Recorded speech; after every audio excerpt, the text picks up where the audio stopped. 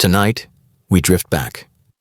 We let the noise of the present moment unravel, thread by thread. We leave behind the screens, the notifications, and the rush of the modern world. We are traveling back more than 100 years to a place where the Oklahoma sky stretches wide and endless, to a city that once glowed with a distinct golden possibility. Imagine the year is 1921. The air smells of sweet tobacco, pine lumber, and expensive perfume. You are walking down a street paved not just with brick, but with dreams. This is Greenwood, a neighborhood built by African Americans in the shadow of Jim Crow, a place so prosperous, so alive, so self-sustaining, that the world came to know it as Black Wall Street. Doctors, bankers, teachers, store owners. Everything a community needed, they built it themselves. They turned exclusion into excellence. But tonight, we are not here simply to memorize dates or names. We are here to witness the spirit of a place, to understand how a city of light was swallowed by darkness, and how the embers refused to die. Let your breathing slow. Let the curtain of history open.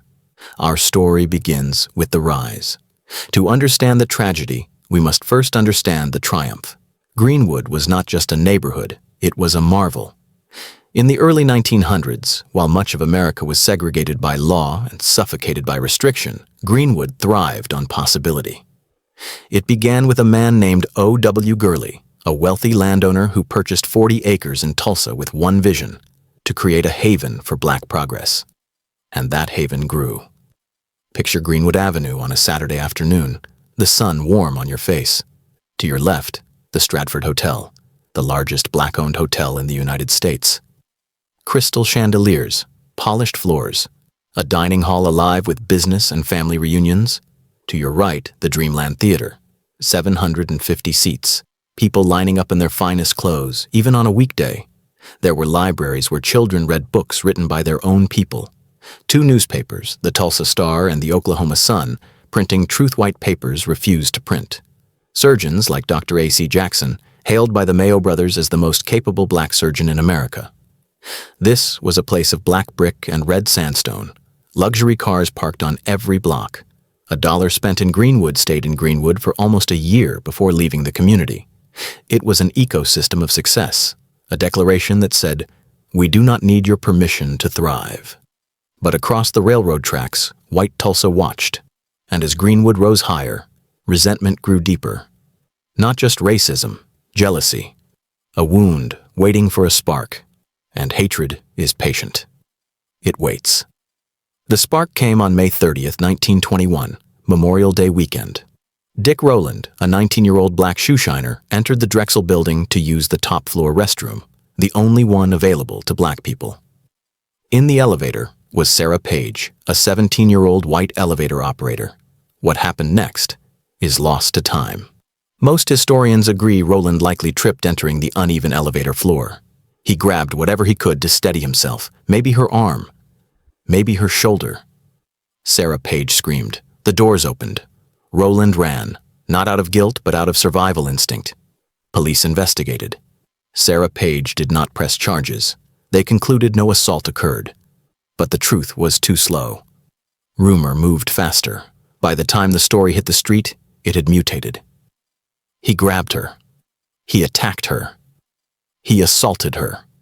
Then came the Tulsa Tribune, the headline, "Nab Negro for attacking girl in elevator." And the rumored editorial, "To lynch Negro tonight." It wasn't journalism, it was an invitation, a match dropped in a dry forest. By sunset, the Tulsa courthouse was surrounded. Hundreds of white men gathered, armed and violent. They demanded Dick Rowland be handed to them.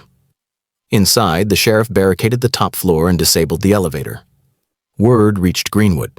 They knew what mob justice meant. They had seen lynchings before. If they did nothing, Rowland would die. So the men of Greenwood rose.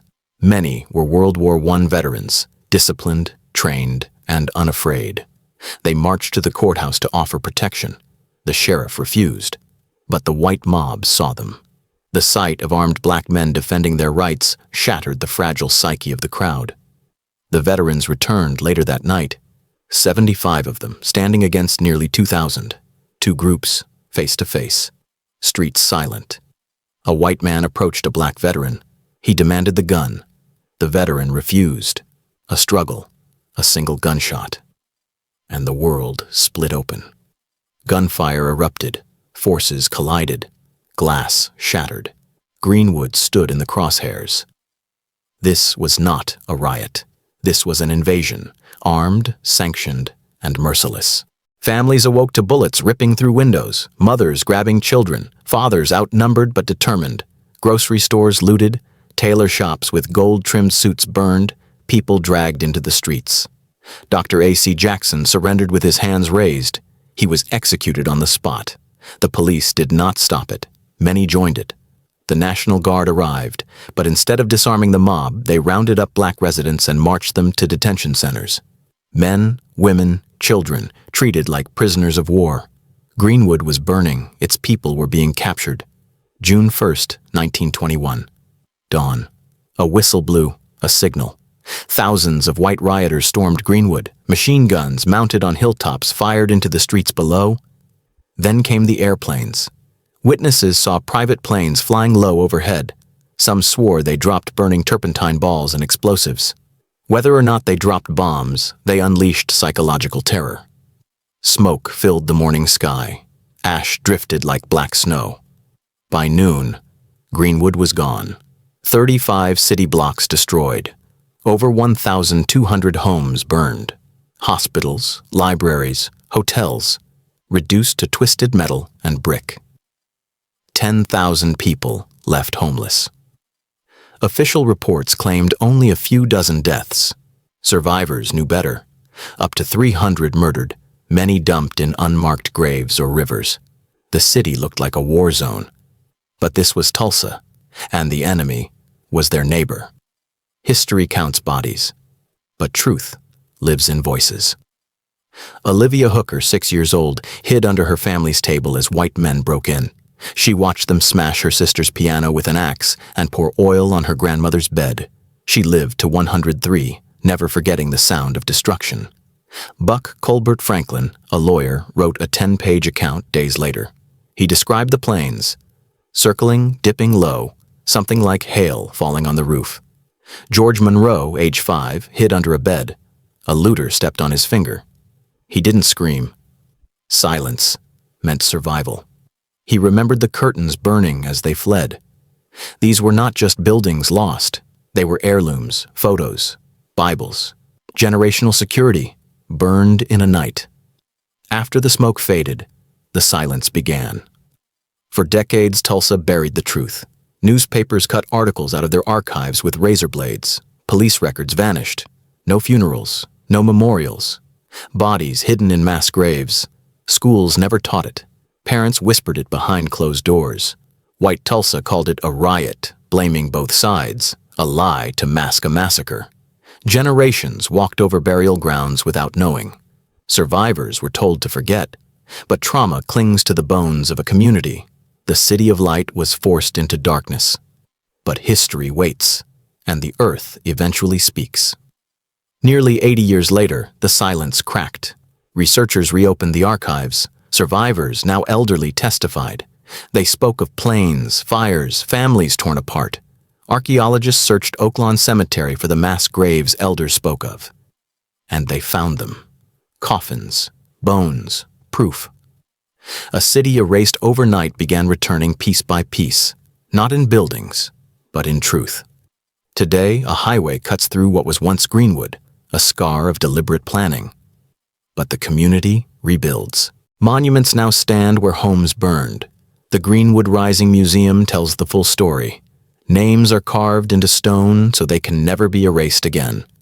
Greenwood lives on not just as a place, but as a symbol of resilience, of brilliance, of a people who rose, fell, and rose again. They burned the buildings. They could not burn the spirit.